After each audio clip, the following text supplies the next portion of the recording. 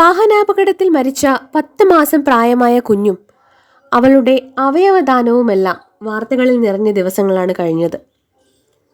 വാഹനാപകടവും അവയിൽ ജീവൻ പൊലിയുന്ന കുഞ്ഞുങ്ങളുടെ എണ്ണവും കൂടി വരികയാണ്. പലരും വിട പറയുന്നത് അച്ഛൻ്റെയോ അമ്മയുടെയോ ബന്ധുക്കളുടെയോ മടിയിലിരുന്നാണെന്നാണ് ഏറ്റവും ദുഃഖകരമായ കാര്യം.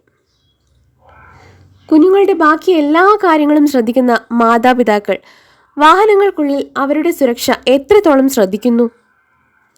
ഞാനടക്കമുള്ള മാതാപിതാക്കൾ ചെയ്യുന്ന ഏറ്റവും വലിയൊരു തെറ്റ് കുഞ്ഞുങ്ങളെ നമ്മുടെ മടിയിലിരുത്തി യാത്ര ചെയ്യുന്നു എന്നതാണ്. നമ്മൾ കരുതുന്നത് നമ്മുടെ കൈകളിൽ അവർ സുരക്ഷിതരാണ് എന്നാണ്. എന്നാൽ കാറുകളുടെ സീറ്റ് ബെൽറ്റുകൾ മുതിർന്നവർക്ക് രൂപകൽപ്പന ചെയ്യപ്പെട്ടവയാണ്.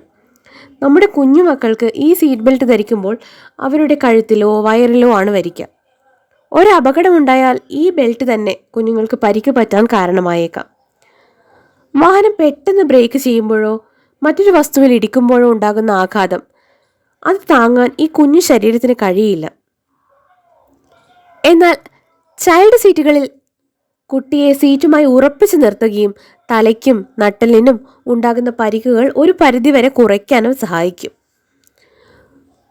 നമ്മുടെ കുഞ്ഞുങ്ങൾ സീറ്റിൽ സുരക്ഷിതമായി ഇരുന്നാൽ നമുക്ക് കൂടുതൽ ശ്രദ്ധയോടെ വണ്ടി ഓടിക്കാനും കഴിയും. എങ്ങനെയാണ് ചൈൽഡ് സീറ്റ് ചൂസ് ചെയ്യേണ്ടത്?